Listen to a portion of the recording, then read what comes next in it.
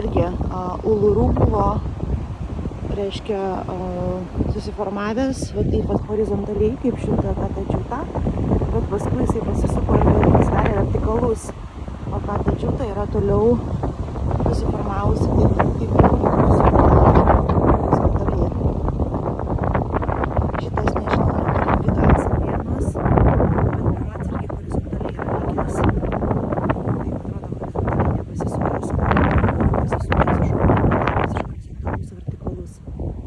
Nuostabus grožis iš tikrųjų čia yra tiesiog pasakiška. Niekada negalvojau, kad šitoj dykumoj gali būti tokia graži gamta. O tie va medeliai, kur matot, tai yra kaip šitas yra eukaliptas. O šitas yra dykumos ąžuolas. Jie gyvena iki 750 metų. Tai beveik tūkstamečiai. Tiek esam radę. Toliau rekordų nėra, jokių įrašų. O tie baltais kamienais medžiai tai yra eukaliptai.